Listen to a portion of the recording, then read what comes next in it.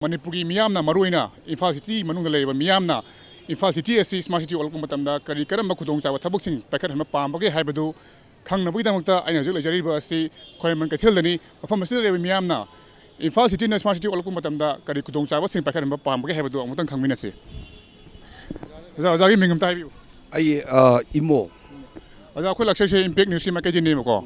Akogi Imphal City je India gi na city chama khangatpada ko smart city ona onthona baidamakta Imphal City su yaure ada kaigumba Imphal City asina akogi smart city olakpa matamda akoida mai singda hena khudongchaba pihanningbra natragana waste management haidi akoi sida uriba phatta haudi leriba mayam se ko maruina akoi nambul turen leriba phatta haudi aduga mapangoi poch mayam lere sugum phatta ba haudi mayam se hana pihanningbra natragana akogi ising machine haitare adi energy ki oiba natraga ising ki oiba si hana pihanningbra natragana e-governance governance ki government ki thabak thorom sing se internet kuthanga tauba adu natragana khoi urban mobility haidi khoi Imphal manu leriba lambi thong khoi gari chilliba mayam sidaga leriba khoi mi chapa matamna chilliba kholiba sing se si hana pihanningbra aduga loimak sigi manungda khwaidai hena maru oi khanbi basina karambano haidi Imphal City na smart city olakpa matamda haibadu khoi kenogi jaimon tang phonok piyo masi smart city lakpa matamse khoina pamjebasi yalamada aikoigi drain adigi namun turenda mo liba adigi masina laina tena pokpa yabagi masak ama oiba aduga loinana ngasigi lambi thongji je nong khetang taba matamda ising thumjanbagi sigumba ama culture ama leiba asigumba se hana khoi paheningi aduga loinana akhoi ngasigi traffic ta leiriba traffic jam oriba nongmonobi gari masing hengal iba Imphal City sida atopa karigumba technique ama karigumba ama sijanabiraga kamai tawdana khoi jam ji oigani oiroi haibagi mongdo akhangai singna nainabiraga aduga masi amtang aikoina pamjai aduga madugi matungina aikoigi mai amasung ising haibasisu yam maru oibani aduna ihalamba priority di akoi lam tusi lana thamba amasung drain nung matik sana thamba haibasna aikoigi ahanba priority oina akoi pamjai yam nungaisai aikoigi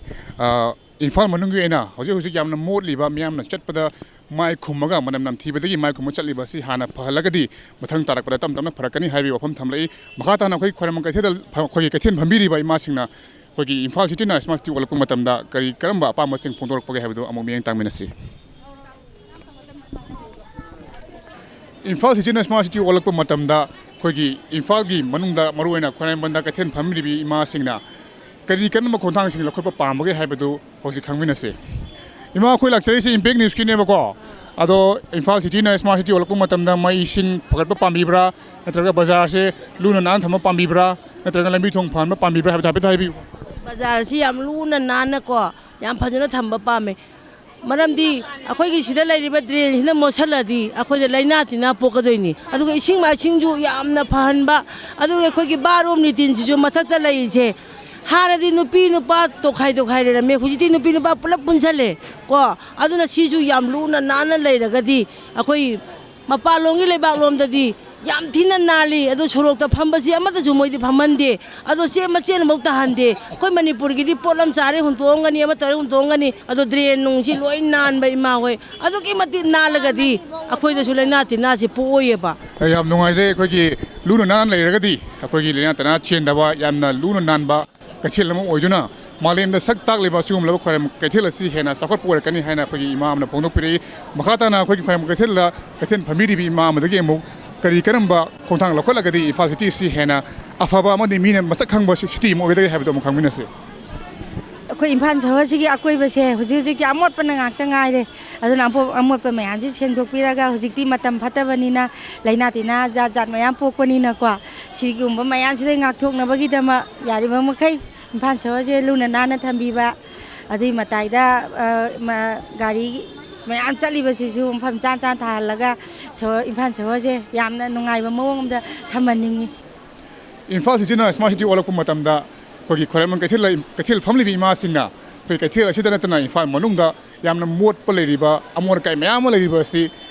kokhanduna Imphal City asibu yamna lunanba malenna masak thokpa Kaithil ma ohenengbi apama phongdorakli Camera person, if I go on a problem, I get to Premchan, Impact News, Khwaimman Kaithil.